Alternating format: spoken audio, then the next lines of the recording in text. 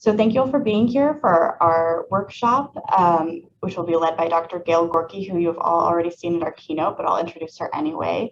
Dr. Gale K. Gorke has been a public school educator for nearly 40 years, teaching at both the elementary and secondary levels. She is currently the executive director of Kids Can Incorporated, an organization that specializes in staff development, activity selection, and program implementation. Gale has served as an adjunct professor for several universities. Her EDD in curriculum and instruction focused on academic intervention and after-school programs and in school psychology. She effectively models teaching that accommodates for all students' ability levels and reflects a keen awareness of child and adolescent development and brain-based learning principles. Her enthusiasm is also contagious. Gale believes the best way to learn is through play, and the way you show up for the game is the way you show up for life. So without further ado, Dr. Gale K. Gorke, take it away. Thanks so much. Yeah, that's really long, Lily. We should have given you a shorter thing to read. I mean, this is all right. So I want to make sure that you guys can see my, wait, can you see my crayons moving? Everybody, my crayons, are they moving? Okay, good. All right. So I do a lot of work with students that have disabilities. I've traveled internationally with an organization out of Fresno, California called Break the Barriers. Been to China, South Africa, the Dominican Republic, India, Peru, working with organizations that work with kids that have various abilities. And we kind of have this thing, we don't want to call them the disabled, because I have friends that have abilities that I don't have. I have friends that are blind that can get around the world and negotiate those kinds of things. And that's skills that I don't have. And so this idea that we all come in with this package of who we are, and we've all got things we're good at, and we all got things that we are not so good at. And how do we get to be better at those things and also value our strengths? And it's really funny because we introduce ourselves when we would do this presentation. And if you're interested in watching the group I traveled with, they're called the Barrier Breakers. So if you go to YouTube and you look up BTB for all, the number 4 all, you'll see the team I traveled with, and they did gymnastics, martial arts, and dance. And the way that they felt that you change a society's culture toward kids that have disabilities is it's like a triangle. You have your government and the laws that are a part of that. You have your educational system, and in particular how teachers are educated, and then you have your communities of faith and how those individuals then are a part of society in that sense. And so we would introduce ourselves. Hi, my name is so-and-so. This is my ability and this is my disability. And one of the guys, I traveled with a guy named Zach, and Zachary had no legs, but did gymnastics. He had gymnastics legs, and then he had date legs. His date legs were longer, so that he could be taller on his dates. And Zach would introduce himself and he'd be like, hi, my name is Zachary. My abilities are I do gymnastics and I love to surf. And my disabilities are I have no legs, and occasionally I play dirty tricks on people because I'll run in from the beach yelling shark. And he has no legs. Okay, so that's who I traveled with. People that get that this is the house you live in, and you make the very best of it and find what's really truly great about yourself and give that to the world. I used to introduce myself. Hi, my name is Gale, and my ability and disability is the same thing. I talk a lot. And so sometimes it's a good thing and sometimes it's not. But that idea that how do we open up people's hearts so that they are willing to accommodate and to make a place that's safe for people regardless of ability. Now, I don't have time to show you the video, so I'm gonna refer to a video here. And when you get 17 minutes, I want you to go YouTube, watch the movie, bring a Kleenex box, because it will make you move inside of your heart. But a lot of times what I do is I go into organizations and I try to open their hearts and minds to having kids that have disabilities. Many teachers are like, well, I just don't have enough training. Well, you can get training, but you have to have the willingness to open your door in the first place. And so one of the things I do is I do, and that's what I'm going to give you guys today, is I'm going to hopefully get you to see some things to open your hearts up, and then teach you how then you can have people change their attitude toward that. Now, inclusion to me is an attitude. It's something you got to want to do. And if you don't want to do it, you're never gonna. So it's an attitude, and it's an attitude that is visualized in one word. Okay, to me, inclusion can be summarized into one word, and that word is contribution. The day that you were in the meeting and they were asking for ideas and you offered your idea and they ran with your idea and it came to fruition, and you're like, that's mine, that's my idea, I did that. That was the day you felt like you belonged. That was a day you felt included. So it's not just letting somebody in the door and sit in the room. It's how do you come in this room and contribute to this process that's going on here. Okay. So that being said, the video I want you to watch, man, I don't know if I have a slide on it. I'll remember. Write this down and you can put it in Lily can type it in the thing. It's called The Butterfly Circus. Okay. The Butterfly Circus. Go to YouTube, Google The Butterfly Circus. There's actually one that has Spanish subtitles, and some of the cultures I work with, they need that. But it's a 17-minute video. Watch it with a tissue box. Okay. That's all I can tell you. It stars a guy named Nick Vujicic. He has a webpage called Life Without Limbs. Nick has no arms, no legs, has a little flipper foot. He actually was a financial advisor and can type up to 35 words a minute with his toes on that one little foot of his. So brilliant, incredibly good speaker, does speak around the world, internationally known. And so if you don't know Nick, you should look him up, Life Without Limbs. But he stars in this film called The Butterfly Circus. And the reason that I encourage you to watch it is because it shows you what I believe about inclusion, that it is equal to contribution. You can be in a group, but if you're not contributing, you don't feel like you belong. And so that's what our goal is when we want to do things that are inclusive for kids. We want them to have opportunities so that they can show up and contribute. Okay. So why is it important? Well, early on, if you listen to the keynote, I talked about the fact that we in after school have been doing social emotional learning forever. Okay. The population of special needs kids in after school programs is nearly 3 times what happens in the regular day. Most regular day populations of kids that are identified special needs is about 8 to 10% of the population.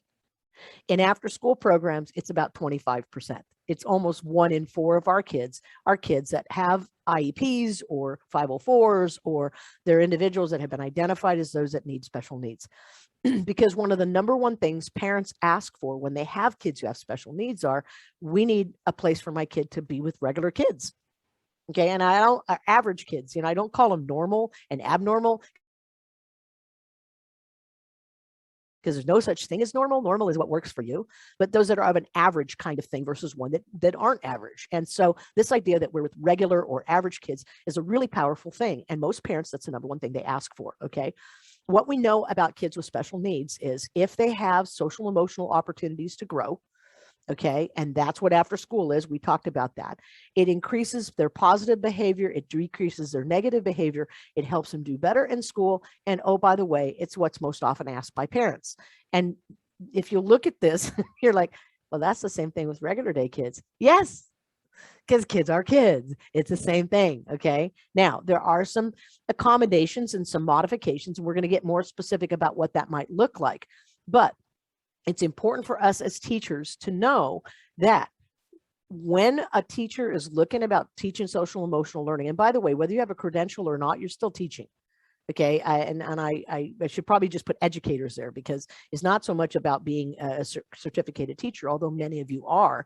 But the idea is, if we look at our kids with teaching them social emotional kinds of things, our view of our students is improved. We're looking at our kids from a more positive place and from a less negative place. It reduces the stress and the frustration when they do have inappropriate behavior, because we realize our job is to fix that, change that, and make that better. And it's focusing on their strengths and helping them to develop. So one of the key things you need to recognize about working with kids with various abilities is that the goal here is to make sure that we're really targeting the social emotional learning that comes with that. Now, why is it important? Well, identifying emotions and being able to recognize them and have an awareness of them is crucial to us being able to get along with each other. We have to be able to manage them and work well. That's that whole collaborative piece. It helps us maintain positive relationships, and it helps us make better decisions where we do better. Okay. So one of the first resources I'm going to give you, and you got a little handout from me on this as a part of the care package. I talked about it in the keynote. I've done the same thing for this. In fact, I've already sent the PDFs to the internet. So somewhere Miss McGovern's going to get those and try to get them to everybody. But CASEL is by far the best reference online, the collaborative for academic, social, and educational learning. What I love about their model is that they want to teach 5 basic sets of skills, okay? And those skills then help with classroom, schools, and then on in their home and in their community. And so these 5 areas of self-awareness, self-management, social awareness, relationship skills, and responsible decision-making have a series of skills that are listed underneath them. And if you go to the CASEL webpage, they have cool activities to teach these skills, okay? Regardless of ability, you will find stuff on their website defining the skills, helping to teach those skills, and being able to try to put that kind of foundationally the way that we are a part of that. Again, the reason I encourage the butterfly circus is because the goal here is that we want our kids to contribute. We want to see what it looks like between just being in the room and then being a true part of things. And so all of that's why the social emotional skills are so important. It's because this is what allows us to be in relationship and in the presence of others and behave appropriately when we're there. So that's why I want to start with that and talk a little bit about that to get us going. Okay. So key points. Key points about that social emotional learning. Again, it's going to have a better social emotional positive behavior, less issues, better emotional control, greater academic success, and it's regardless of their abilities. One of the most powerful things you can do for kids, and this is why after school, again, because you have that valuable time to spend with them, the most powerful thing you can do for kids who come from low social economic backgrounds, okay, is to give them opportunities to serve in their community. Community service is a #1 predictor to help kids do better in school when they are kids that come from places where they don't have a lot of things, and the poverty is a part of that. Because what it does for someone, when I can take my skills, go out into my community, and I can do something that changes that community, and it's based on what I can do, that's when that self-esteem is just off the charts, okay? If you're not familiar with the 40 developmental assets, I know Alaska is, because you guys have done multiple youth initiatives around that whole concept, but this is what they found, is that community service was the #1 predictor for those kids to do better in school. And this is regardless of their ability. So the way that you can let them take what they do and put it into their community and they can see the effect of their skills, that's going to be profound in how they grow. And then again, I've told you this a couple times, and those of you guys that have worked with kids with disabilities, the parents are continually asking, please allow my kid to be in a place where he can be with regular kids and learn to be a regular kid. Okay, so that social emotional piece. And I'm starting with that because, again, foundationally, inclusion starts with that attitude of you're welcome here and we're going to help you do well. Okay, now treating individuals equally is not necessarily a good thing. And I love that there's been a shift in their language. We've moved from equality to equity because there's a difference in that word. I can treat you all equally badly. I treat you all the same. I treat you badly. And so the goal is to find equity, and equity is going to be found like this. So I want to give you a couple of pictures about equity. Okay. This is probably the one you see most often. And basically what equity means is I'm going to give you what you need, okay? This meeting is free. I don't know why Zoom just gave me an advertisement. Did they give you one too? Okay, great. That's nice. I don't know why that's there. Let's go back to my picture. So here's the difference between equality and equity. The picture on the left is equality. Everybody gets a box. You don't need a box. It doesn't matter. You still get a box. Everybody's treated exactly the same. Now, the dude who's tall enough to look over the fence and watch the game doesn't need the box. The guy in the middle, cool. He's got enough. He can look over the fence. But the little guy on the end, he doesn't need 1 box. He needs 2 boxes. And if I'm being equal, he's not going to get what he needs. The picture on the right then tells you what equality looks like. The guy that doesn't need a box doesn't get one. He doesn't need it. The guy in the middle gets what he needs, but then the little guy on the end gets what he needs as well. And he might need 2 boxes instead of none. And so there's a big difference between, and kids don't say, that's not equal. They'll say, that's not fair. And equity is about being fair. It's about giving people what they need when they need it. Here's another one. This is not fair. Okay. This poor little horse guy, he has run the race. He's been in front. He's doing great. But because Mr. Giraffe has a long neck and can reach out past him, even though he's not, he still wins. That's not right. Okay. That's not fair. Okay. That's what kids will say. Right. Here's my favorite one. This is my favorite cartoon about equality. You got a bird, a monkey, penguin, you got an elephant, fish in a bowl, seal, and a goat. And then the guy at the table is being equal. We are going to treat everybody the same. Everybody has to pass the exact same test, and you either pass or fail.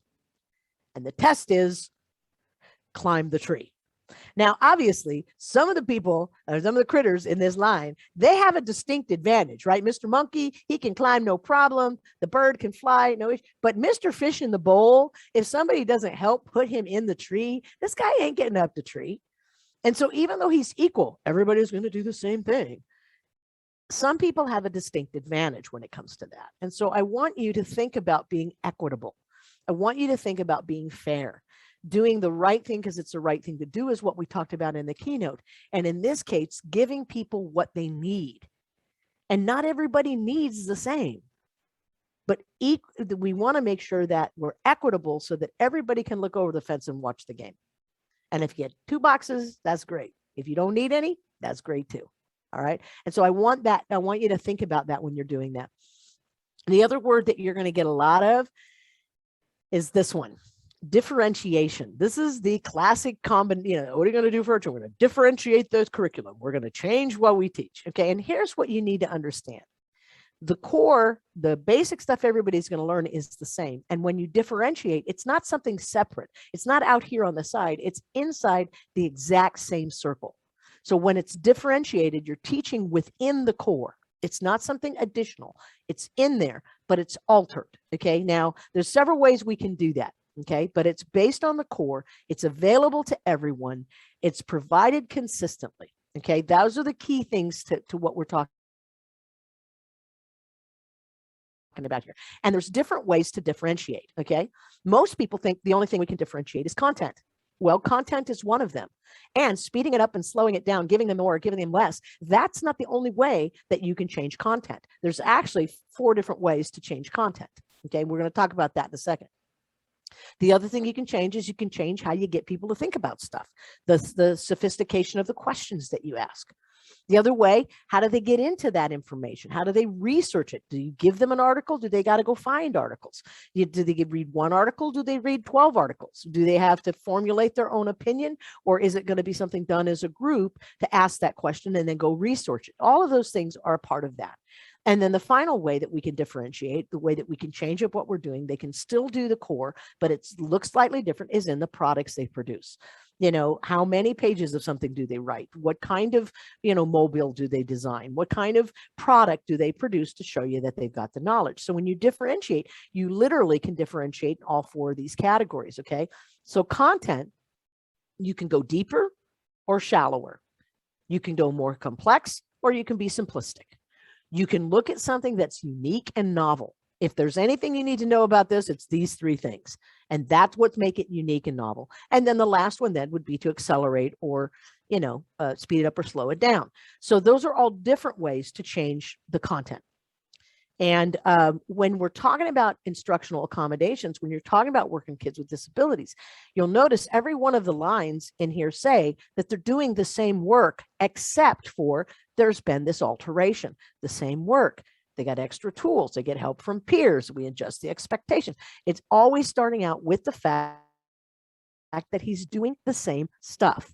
It just looks different. Okay. Again, you're going to get a PDF of my PowerPoint. So don't try to rush and write all this down. You're going to get this. So you'll have this. All right. And I think I even put the handout in there on this. So you can see that that's the truth of it. All right. So one more thing about differentiation. We said you could differentiate how they think. And the resource I'm giving you for that is the 16 Habits of Mind by Castro. If you look up 16 Habits of Mind online, these are the 16 habits. Okay. Here's the first 8.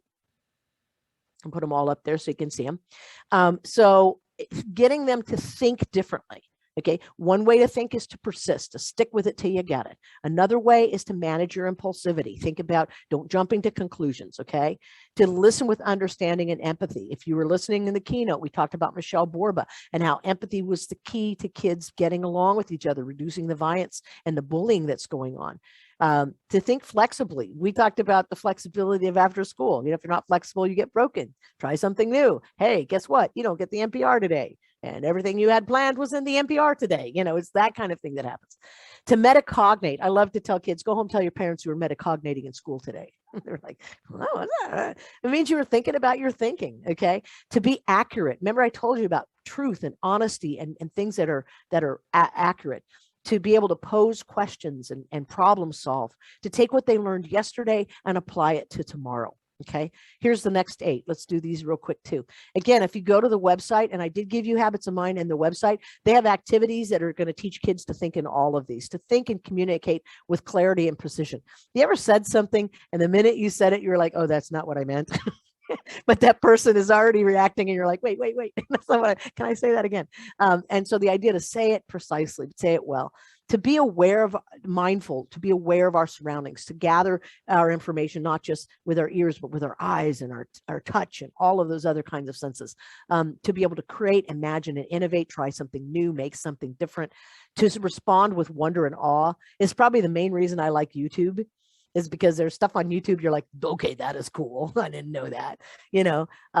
I want you to take responsible risks. I want you jumping out the airplane. I just want you wearing a parachute when you do. Take the jump, but be ready for it and be prepared. I don't know if you noticed, humor is big with me. Humor is in the neocortex. You don't laugh if you don't think. And so one of the characteristics most people say about teachers they loved were that they were funny. Humor is a huge way to get people to think interdependently. Notice this is not independently, but to think about how do my actions influence those that are around me, and how do I become responsible for that kind of thinking. And then the last one is to be thinking that every day is something new to learn. Somebody said you only die once, or you only live once, whatever. The idea is every single day, from the minute you come into your life until the minute that you leave it, the last lesson we learn in life is how to die. That's the very last thing. And between now and then, we have all of these things we have to be open to. So remaining open to continuous learning on a daily basis. So these are the 16 ways to think about things and to encourage kids to think. And the Habits of Mind is a great way to try to look at things through a different lens and open up those ideas and get them to think about them. Okay, the research skills, then a lot of that will depend on how much information you get them, if they've given the information, if they're looking up the information themselves. We touched on that. And then finally, I gave you a list of products of the different ways that you can respond to things. Kids can show you they know stuff in so many other ways than just taking a test. I can tell what you know by the cool things that you do with it and the way that you can take that knowledge, turn it into practice. This is funny because that's one of my favorite sayings, and it's a Gorkeism. So knowledge to practice is something I say all the time. And our buddy Thomas picked up on that in the first thing, because to me, if we don't use it, we lose it, right? And the whole goal for me for learning is take it and go do something with it, And so this idea that they can create that. So there's several types of disabilities. Most of them fall into one of 3 categories. There's your physical disabilities, which would be those that were blind or visually impaired. And that's 2 different things. People that are blind see nothing. People that are visually impaired see something. Maybe not a lot, but something. Same thing with deaf and hearing impaired. Individuals who are deaf are not hearing impaired. They're deaf. And there's almost a pride in knowing that that's, that. So that was fun. Did all you get the same one I did? I got, my trial was over. Thank you. Good night. Is that what you guys got? Yeah. That okay, is also good. What I got. Yeah. Yeah. Okay. So, and then I thought, well, I'm just going to log back on, see if they're still there. So hello. All right. So 3 different areas of disabilities that would be, one is going to be your physical disabilities. We talked about blind. talked about deaf, and then there's the mobility issues, kids that have issues just getting up and getting around, okay? And there are some disabilities that are going to have multiple symptoms, okay? You might have some physical things as well as some emotional behavioral things. I'm going to touch on emotional behavior issues, although I can spend one whole session just talking about kids that have these kinds of struggles, but I do want to give you a really cool resource for that so that you guys have that information and you can go to that, okay? Then the learning disabilities, and I'm actually going to give you a couple of those so that you can experience what it's like to look at the world through those eyes. Again, remember, the goal in this session is to open people's hearts and minds to be willing to make the kinds of accommodations that we talked about. I'm also giving you some sheets on just specific interventions for ADHD, autism, kids with Down syndrome, some general ones that you can use with all kids that have disabilities. All of those resources are a part of this session, okay? So we're going to talk about processing disorders, ADHD and ADD, and then autism, because there are some of the ones that you guys are encountering most frequently, okay? So let me just go to this quote. If you don't know who Harry Wong is probably one of the best gurus ever about classroom management. And what he said is the number one problem in the classroom is not discipline, it's the lack of procedures and routines.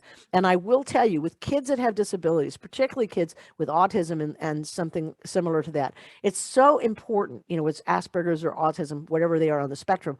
It's so important that they know what's expected of them and how it's expected of them. And this is good for all kids. Okay, so the more structure you have in place, now you can vary activities within that structure, but knowing where to be, how to behave, when to show up, what to do, how do we turn things in, what things can we touch, all of those routines are going to be absolutely essential, and especially essential for kids that have disabilities, all right? So looking at behavior issues that you're going to run into. It has to do with the school setting, with the school routine, the daily schedule, transitions, and timing. And, you know, most of our kids mess up when, you know, on the way to the restroom. It's like when they don't have something to do, they find something to do.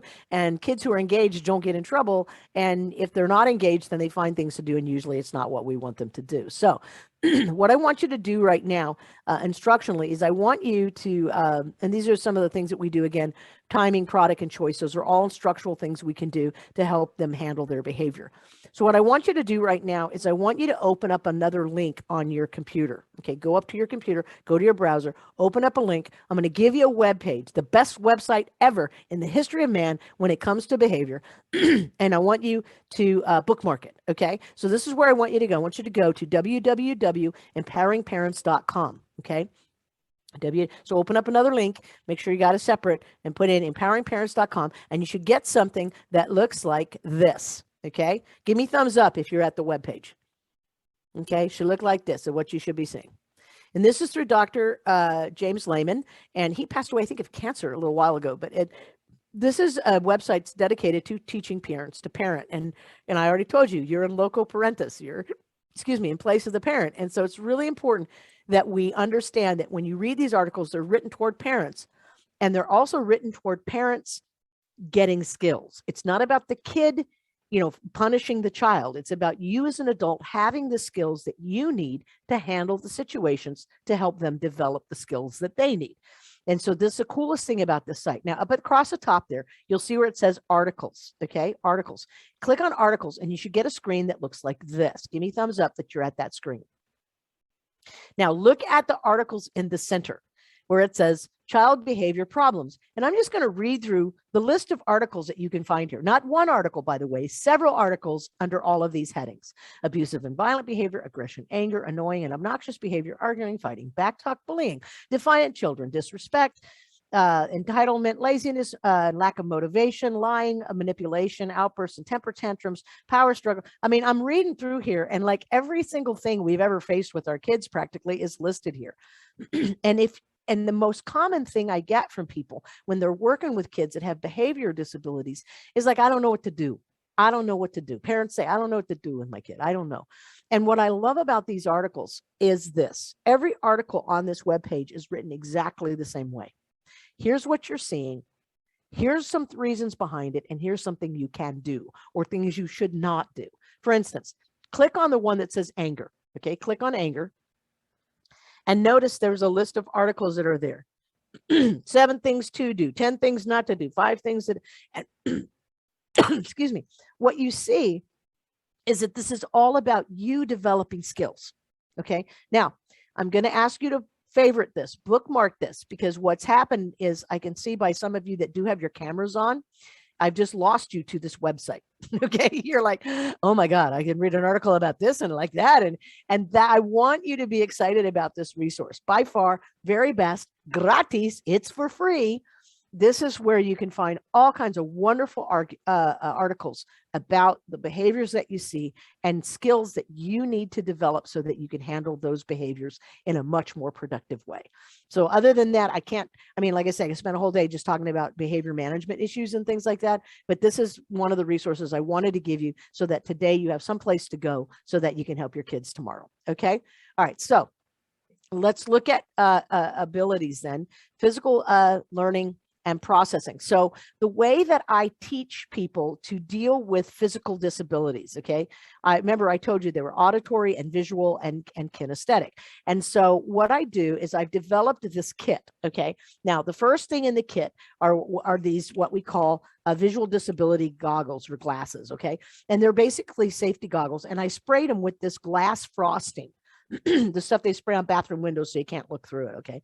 And so what this does when you put it on is you can see some things, you can see light. There are certain spots you can look through and maybe see. You can't see clearly, but you can see something. So this is why they're visually impaired. Now, if you use a blindfold, that's when you touch on what is blind. Okay. So this is one of the things. And if you and I were doing this in person, when you came into the room, I would start giving you disabilities. I would give you visual impairment, or I'd send you blindfolds.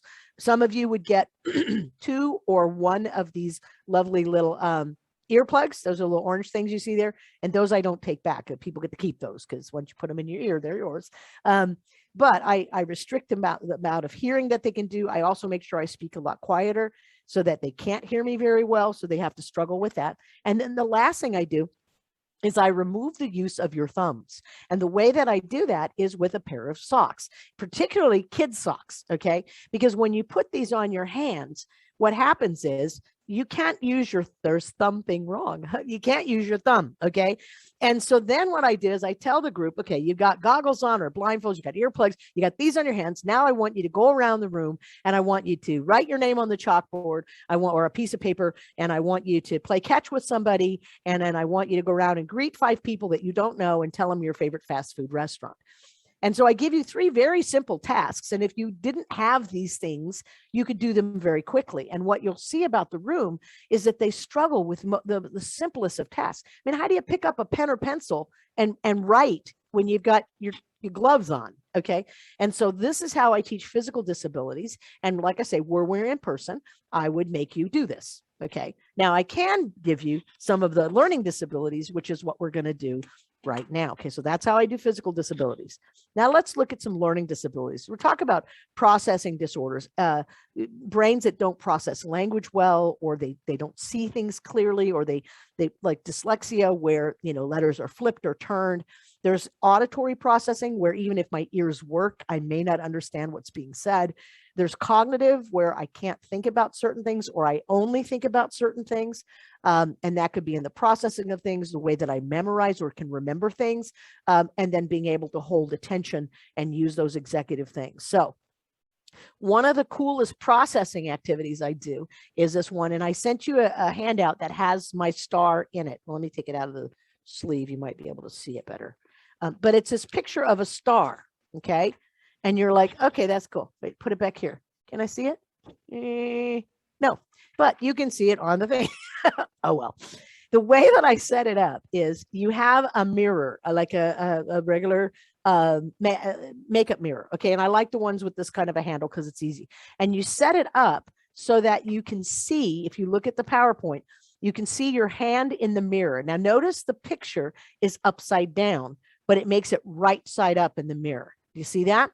So the way you set this activity up is you take the paper of the star, turn it upside down in front of the person, put the mirror above it so that it looks right side up.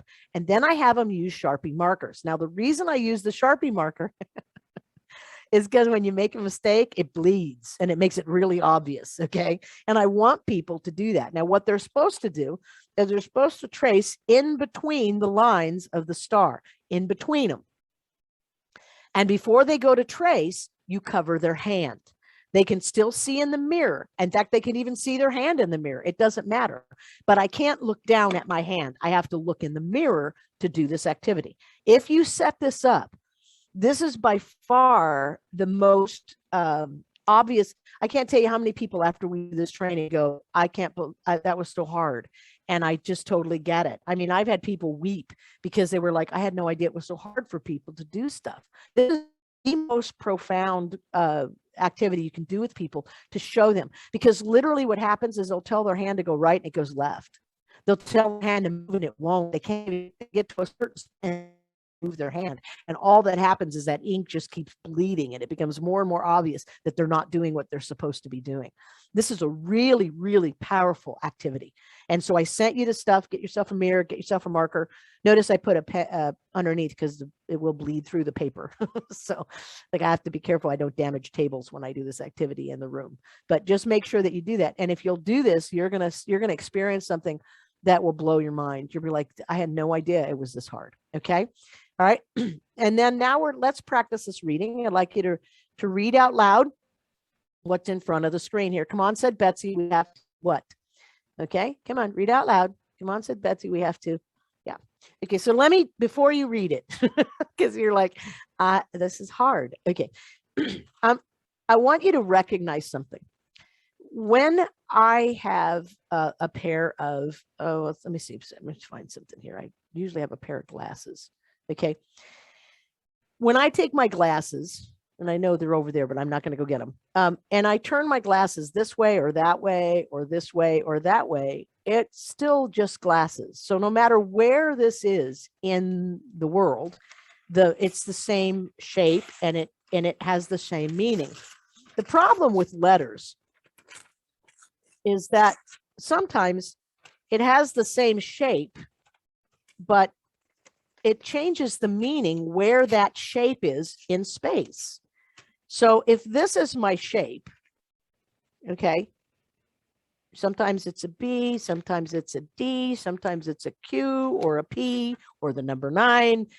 And the thing is, this shape is the same shape, but it has a different meaning because it's in a different place in space. It's always glasses. No matter where you put the glasses in space, it's always glasses. But if you put a letter B, D, P, or Q in space, it's different. All right. So go back to this reading thing that we were doing, which means the B's, P's, D's, and Q's could be any of those letters. It's not, come on, said Betty, let's dick up. But the kid sees that and he says that in class, and now he gets in trouble for using a word that's inappropriate. But yet that's what you see, isn't it? It's, come on, said Betty, let's pick up. Come on, said Betty, let's pick up this popcorn. We don't have another can of popcorn. Are we going to eat popcorn that has been on the floor? Now, don't swear at me when you read the next line. We can wash it, Betsy answered. That's a good idea, said Nancy. Now, this is a 2nd grade reading prompt. But what if every page of print that you looked at looked like this? The most common activity in school is read the paragraph and answer the questions. But what if every time you went to read something, it looked like this? Would you be a reader? Would it be your favorite pastime? I mean, you guys struggled with just this one little 2nd grade passage. And so we got to realize some brains, it's always glasses. And so they confuse those shapes. Even just keeping it linear and the lines moving up and down, the words being split into weird things, that has to do with how the brain sees it. All right. All right. So now let's think about, this is called dysnomia. And now you're going to need to type in the chat box from this because we're going to tell a story together. Okay. So we're going to, and I'm going to read from the chat box how we tell the story. Now, dysnomia, here's how the brain works. It can think associatively and cognitively, and it can only handle one cognitive thought at a time. Okay. When it's thinking about its thinking, it's going to do one of those. Once it's thought about it for a while and it got good at it, now it can do multiple things and it becomes associative. And most things move from cognitive to associative. There's some things we do, we don't have to think about it anymore. Think about 2-year-olds learning to walk. They are thinking about it, right? They're concentrating. Now you guys don't think about walking. And sometimes that gets us in trouble because we fall down. But the idea that you can handle multiple things. Well, a brain that has dysnomia means it can, everything is cognitive. So it can only handle 1 or 2 things at a time. And it has to really think about thinking about those things. Okay. So we're going to tell a story together. I'm going to give you the first line, and then you're going to give me the next line in the story, and we're going to read it from the chat. Okay. So I'm watching this and we're ready to go. So here's the story. 2 boys went to the beach. Okay. So somebody give me the next line in the story. Give me a full sentence, type it in the chat box. We're going to tell a story together. 2 boys went to the beach.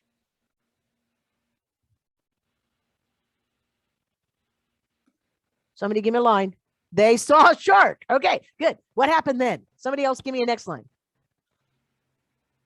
They saw the shark while they were swimming. Oh gosh, now they're in the water. They're not, okay, it's getting scary. The shark jumped out of the water. Holy cow, this is crazy. Now, what happened then? Got a jumping shark. Come on, get into it.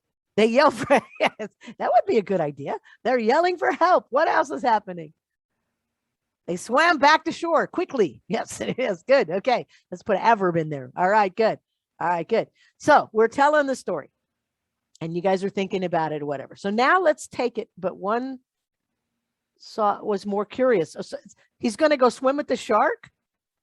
Oh, they swam to shore to go see the bear in the forest, which would be an Alaska thing. Yes, because y'all got grizzlies and polars bears. Yes. Okay. All right. So now let's change this and let's make this more cognitive. Okay. What you're doing right now is associative. We're telling the story. Everybody's just throwing out whatever. Hey, tell the story. Okay. That's an associative activity. Let's make it cognitive. I want to keep telling the story, but you cannot use any words that have the letter N in them. No words with the letter N, not at the beginning, not at the middle, not at the end. I can't say 2 boys went to the beach because went has an end. So let's go. 2 boys go to the forest. Now we tell story. 2 boys go to the forest. Tell me what happens. No ends. Somebody type in what we got. They saw a rabbit. Good. They look for berries. Good. They walk through the trees. Good. Notice how these are very simple while looking at birds. Very good. You'll notice that what happened, but you guys are having to think a little bit, aren't you? You're like, okay, well, they went to, no, that has an end. Okay, no, that has an end. And if you put up something that has an end, we're going to be like, oh, that has an end. They get lost. That's sad. Pick mushrooms. Look, that's not even a complete sentence. Pick mushrooms. That's like, they picked mushrooms, maybe. Okay. But here's what happens to kids that have to think about this all the time. And it changed the activity, didn't it? It made it harder. When you have to think about your thinking and you have to go back and reassess, okay, can I say this word or whatever? Thank you so much for you guys that typed in the box. Thank you so much for participating. You guys are hilarious. I loved it. It was great. All right. So that's what dysnomia is. And that's the difference between associative and cognitive thinking. Okay. So let's do another one. This is about, some people think that comprehension is all about knowing the word's meaning. If you have the proper vocabulary, then you can have a proper content and then everybody understands. So let's see if that's true. This is a list of words. I'm going to read them out loud. You can read them along with me. I'm going to read them to you real quickly. Okay. And so here are the words. Are between consists continuously corresponding curve, draw variation graph, if isolated known, making only often with 1 points, relation set table, values and variables. Now, the bottom line is if you think that comprehension is based entirely on knowing what words mean, then if you know every word in this list, then you should understand this paragraph. You ready? If the known relation between variables consists of a set of corresponding values, the graph only consists only of a corresponding set of isolated points. If the variables are known to continue to vary continuously, one often draws a curve to show the variables. You're like, this is from a 1945 math book, just so you know. If you don't know, I think we're drawing graphs here. You know, you may know every word in the paragraph and still not understand what the paragraph is all about, Because comprehension, yes, word meaning matters, but so does word usage. How's the word being used? Not just its meaning, but how is it being used? Let me show you what I mean. I'm going to read a paragraph to you, and then I'm going to ask you to answer 7 comprehension questions. Okay, so you're going to type your answer into the chat. All right, so here we go. 7 comprehension questions. First, let me read the paragraph, and then I'm going to ask you the questions. You ready? I'll read it out loud. You read along to yourself. The furty arper was binging a verily toneless proc, and splung down to prite and crilt. The croys freamed ploringly when they lot the arper, and they weaked her to bing the proc. Okay, now here's your first question. What was the arper doing? What was the arper doing? See if you can get it from the reading. I'm watching the chat. Somebody.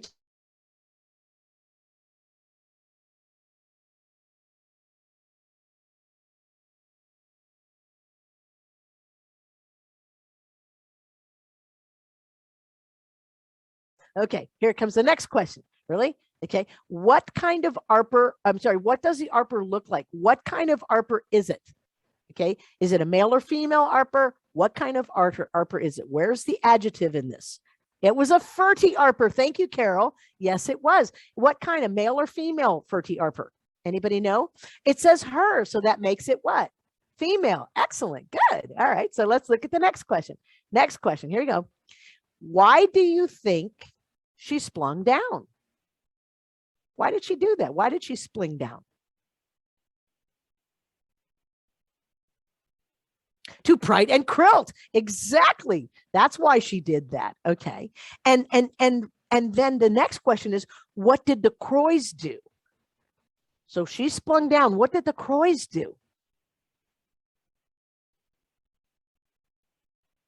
What did they do when they saw her? They framed. That's correct. They framed foily.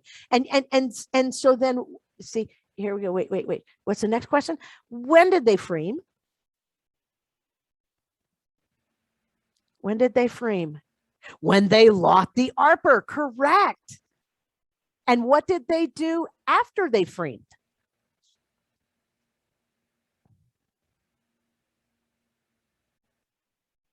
They waked her. Okay. Now here's the thing. Now we're going to ask an inference question. You're going to have to tell me why or why not. Do you think the arper will spling down again? Why or why not? And actually, this could have 2 answers.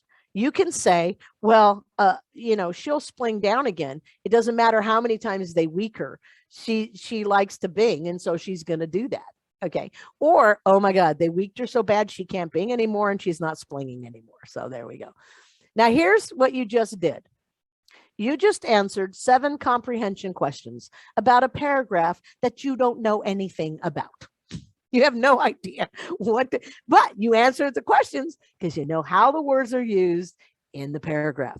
Okay, so vocabulary is important to comprehension, but so is the use of the words. All right, so well done. Very good. You're like, this was weird.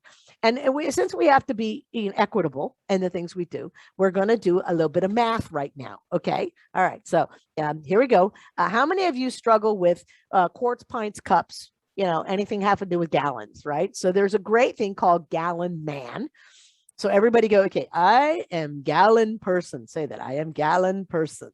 Okay, so everything from your waist up is a half a gallon. Everything from your waist down is a half a gallon. Okay, so say there are 2 halves in a gallon. Touch your shoulders, 1. Touch your thighs, 2. There is 2 halves in a gallon. Okay, good. Now you have 1 bone in your upper arm, and you have 1 bone in your upper legs. You have your humerus and your femurs. Okay, we're going to count those 4 bones. Ready? Kind of modified Macarena. 1, 2, 3, 4 quarts in a gallon. So count them again. 1, 2, 3, 4 quarts in a gallon. So how many quarts in a half a gallon? 1, 2 quarts in a half a gallon, because that's the upper body. Okay. Now, you got two bones in the lower part of your arm. You have a radius and an ulna here, and you got two bones in the lower part of your legs. That's your fibula and your tibula. So we're going to count those 8 bones. Ready? 2, 4, 6, 8 bones. Okay? Those are your pints. Count them again. 2, 4, 6, 8 pints in a gallon. How many pints in a half a gallon? 2, 4 pints in a half a gallon. Now, knock off your thumbs and your big toes, and you got 4, 4, 4, and 4. You got 16 cups in a gallon. Okay. So how many cups in 1 quart? This is a quart. So you have 4 cups in a quart, right? You have 8 cups in a half gallon because you got half gallon up here. So gallon person actually tells you to use your body. So you're going to go to the grocery store. You're going to need a half a gallon of cream. It's going to be in pints. You're going to think half a gallon, 2, 4. You're going to throw 4 in there, and you're going to have 4 pints equals a half a gallon. You're like, where were you in 2nd grade when I had to learn this and I didn't know how to do this, right? Here's what happens to math in 4th grade. Our number line goes into the negative. We began to have negative integers, okay? Some people don't learn about negative integers until they get a checking account. And all of a sudden, oh, there are such things as negative numbers. But here's when we take something that is mathematical and symbolic, and we're going to make sure that we turn it into more language, okay? So this is very confusing for some people. You know, you have a positive times a positive is a positive, and a positive times a negative is a negative, and a negative times a positive, and a negative times a negative, and they get confused about it. So if we add one piece to this, everything in the first column is a good or bad guy. So good guy, bad guy, bad guy. Everything in the second column is going to be they're coming to town or they're leaving town. Okay, so coming to town, leaving town, coming to town, leaving town. And then the last one is a good or a bad thing. Okay, good thing, bad thing, good thing. So instead of saying a positive times a positive is a positive, we're going to say when the good guys come to town, that's good. When the good guys leave town, that's bad. When the bad guys come to town, that's bad. But when the bad guys leave town, that's good. And we just took what seemed to be difficult to understand and turned it into something simpler. Okay. So again, it's not what we teach, it's how we teach. The skills are the part of the curriculum like everybody else, but it's done in a different way so that they can look at it through a different set of skills. Okay. So essential skills for intervention, overarching kinds of things. You got to have a good eye. You got to watch for the issues. You want to make sure that you realize it sometimes isn't just one thing, but maybe several things. Also be aware of the resources that you can use, places you can go to get that information. So I've given you sheets on autism and some of the basic things about, oops, let me come back, I went too fast, about autism is this. They need lots of visual aids. They have to address their sensories. For kids that have autism, sensories are just is turned up. So volumes are louder, things are brighter, touch is more intense. It's like the volume being turned up to 900 instead of being, you know, at a regular level. And that's why a lot of times they respond to their environment very physically because it hurts. It's too loud, it's too bright. They need to have language so they can have social skills and learn how to communicate. And a lot of times you have to just eliminate the distractions. And you're going to see some of these show up in several of them. The stuff for ADHD, and I did give you a full sheet on all of these. So there's quite a bit of information, probably more than you need, but I have a tendency to do that. But these are the key kinds of things you're going to want to do for ADHD and ADD. Again, structure is key. We talked about that, written directions, positive reinforcement, making sure there's a clear and consistent schedule. Okay. Again, communication becomes an issue with kids that have some of this.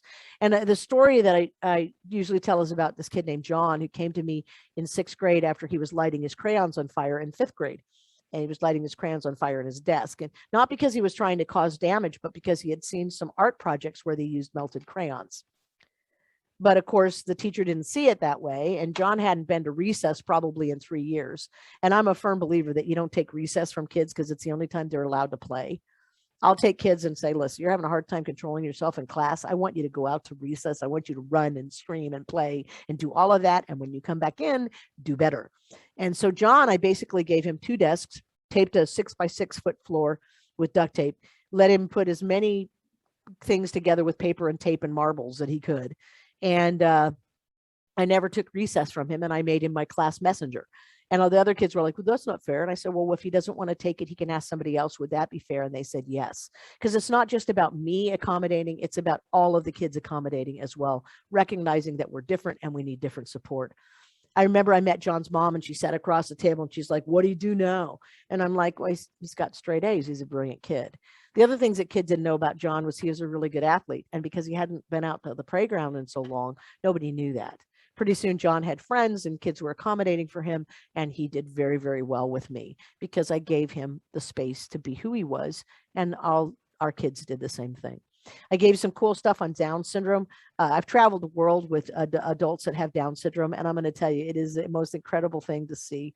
They're really good at mimicking things, especially like they'll pretend to be someone else. Like they do really good impersonations of me. I have some idiosyncrasies, and they'd be like, I'm going to be Dr. Gale. And then they would do stuff, and I would just laugh at them because they were that way. But yeah, it's really interesting with the Down syndrome population in the country. It's reduced because so many people do amniocentesis, and many times these children aren't born. And it's tragic because I'm going to tell you, if you've ever been around individuals that have Down syndrome, they're very profound and very fun, and the world's a better place with them. I gave you some overarching interventions. These are things that you can do for anybody that has disabilities. Most importantly, give them more time, give them somebody to hang with, help walk through that. You sometimes have to trade the buddies out because sometimes the person wears the buddy out and you need a new buddy. So, and that's okay. To make sure that we adjust the content, that we adjust the products, their access to things, we might have to make adjustments there. The environment might have to have certain things removed or certain things put in place for them to be able to do that. Okay. All right. So last one, and that is educate peers. I'm going to tell you some of the best resources are siblings. And I don't know why siblings aren't invited to IEP meetings. They should be, because who lives with these guys 365, 24/7? Who knows better how to trigger and or accommodate for the disabilities their brothers and sisters have than brothers and sisters. Okay. So again, consistent structures and schedules, huge, huge, huge. It's one of the big reasons we have issues. So the last of what I have for you, and then I want to open it up for questions. This is a phenomenal webpage, educatingalllearners.org.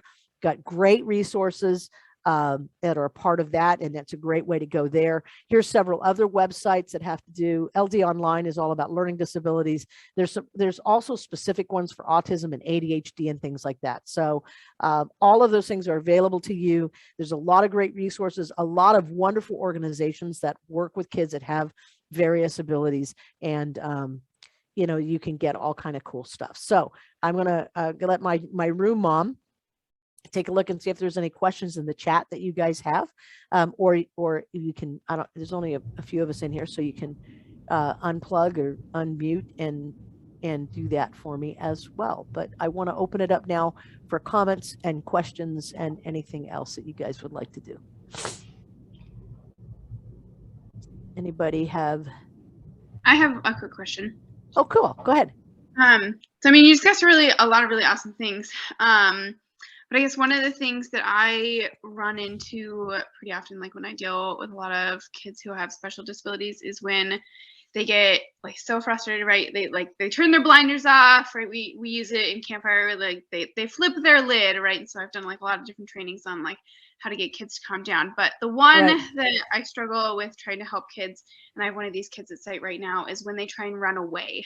It's like how to help guide those kids like back into it, right? Because like if they flip their lid and they're out, like I can only do so much to calm them down. But if they're actively like leaving, you know, do you have any suggestions on like so guide them into the moment?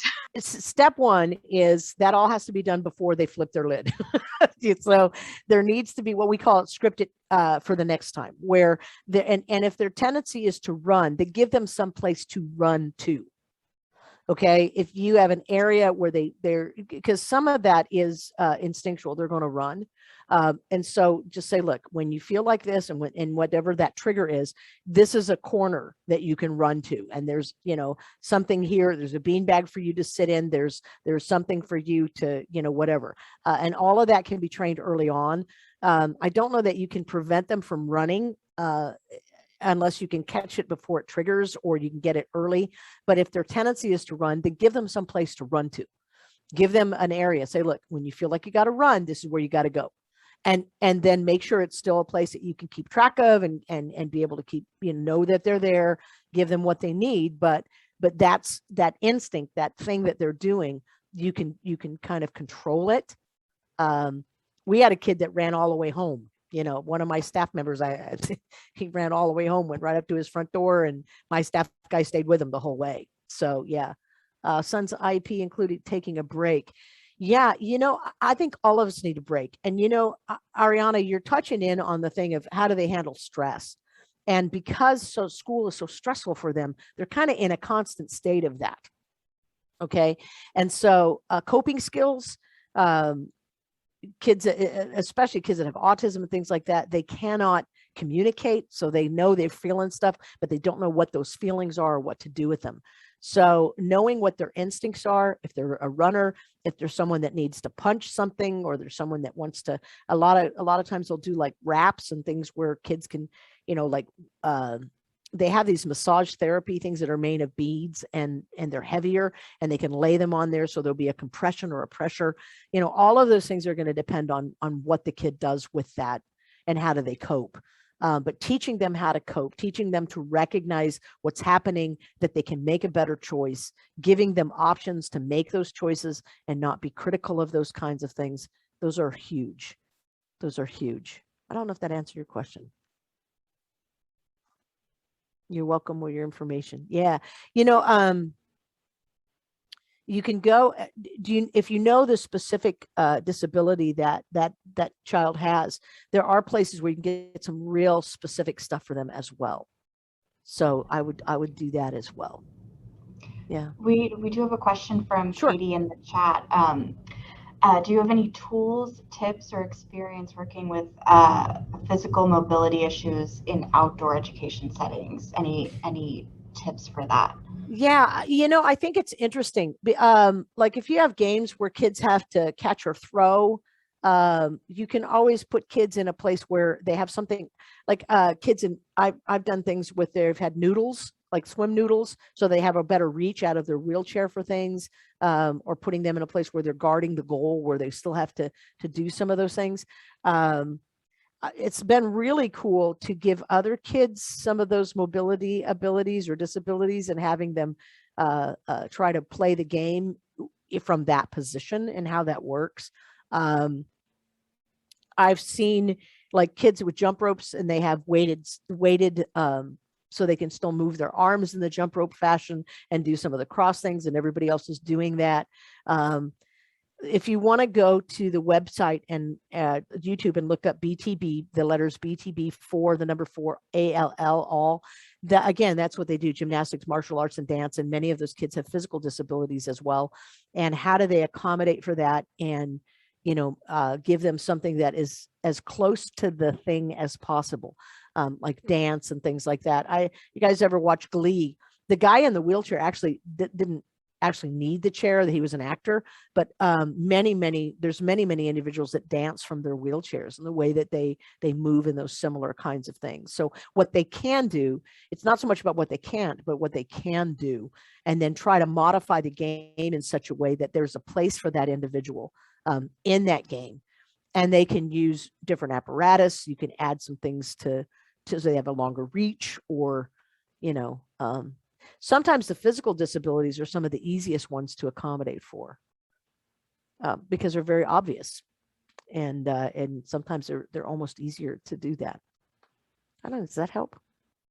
This is a hard thing. I can't tell. I got names and no faces, so I'm talking to myself in my hotel room in Missouri. So I don't know. No, I feel like that's really true. It's more obvious, more visible, and you're able to kind of see what you need to do to help. Well, you know what? And here's the other thing: depending on the age of the student, ask them. Like, dude, we want you to play in the game. What can we do to help you get in here? What do we have to do to help? And, sometimes we think we're always the one that has to solve the stuff. The other thing you could do is you can ask their siblings how they accommodate. You can ask the whole group. Say, look, John's got struggling with this, and we need John to be a part of this game. What can John do to help? what can we do to help John be a part of this? You know, I think sometimes we're like, you know, our societies, we don't look at that. We don't make eye contact. You know, you see somebody that's got a disability and you're like, oh, we don't look, you know, they're humans. You look, you smile, you have a conversation. Yeah. And if they're struggling with something, ask them, how come this doesn't work for you? What can we do differently to help you be a part of this? Especially as they get older. Now, realizing some of them have communication issues, and I get that. But even remember that the inclusion is an attitude, it's a choice. And the most important thing is, how do we get them to contribute? So yeah, if that's your goal, you'll get there. You got to want to, but you'll get there. So yeah. Okay. Yeah, I think that's so I think we have 5 more minutes, right? Yeah, a couple. Okay, cool. So so much revolves around planning and preparation. How do I recommend staff members prioritize their time? I think they do what's good for all kids, and then as it unpacks, you might have to do some modifying and adjusting. I think that's one of the coolest things about being an educator and having some experience is that, you know, my grandmother used to say, man makes plans and God laughs. Because, you know, you can plan it and then all of a sudden something happens. So I think being able to think on your feet, I think the more of it you do, the better you'll get at that.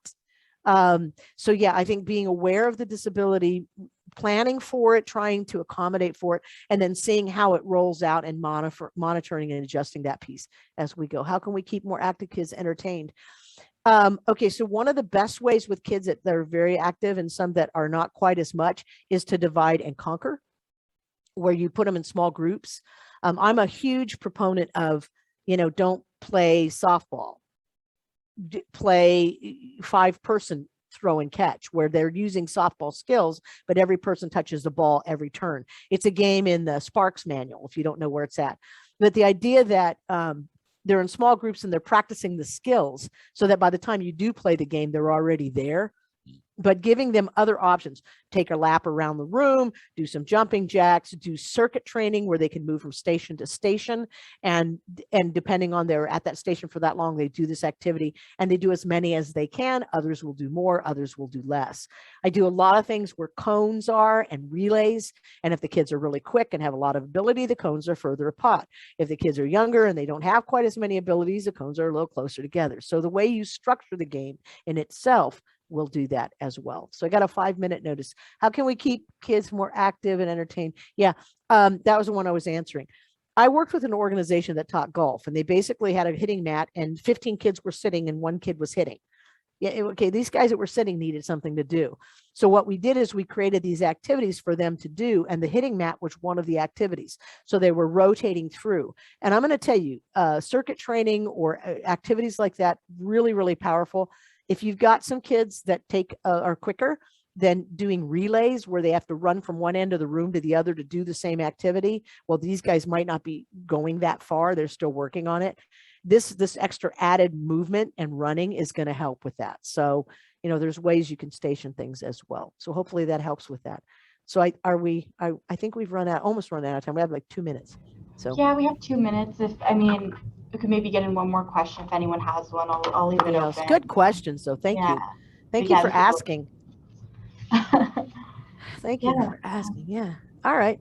Well, and I'm going to tell you, go back to that webpage on the behavior. Y'all going to love that page. You're all going to be like, that's the best thing. That's the whole reason I came to this session, was to find out how I as an adult can behave in such a way that I can help my kids. If you look at behavior as not being punishment, if you look at behavior as behavior change, this is what you're doing. This is what you need to do. How do we get you from here to here? That's what discipline is. It's the process of taking him from this place and moving him to this place. It's about developing skills. It's about making better choices. It's not about punishing kids. Punishment never works. And so how do we then interact within a positive way and give them the skills and the tools they need to be able to cope and make better choices? So that page is awesome. Okay. Somebody threw in thank you very much. You threw in your Survey Monkey. Please be sure and do the survey. It's really important. They want, thanks for the compliment. Yeah. But yeah, they need your feedback, and they need you to make sure you tell them what you think, because you guys have a lot of information they need to have, and that's one way to get your voice heard. So thank you so much, guys. All right. Thanks so much. Thank you so much, Dr. Gorke. It was amazing. Anytime, just call me Gale. It's okay. Yeah. I only use the doctor when I make reservations because this is Dr. Gorke. No, I'm just kidding. So anyway, Thank you.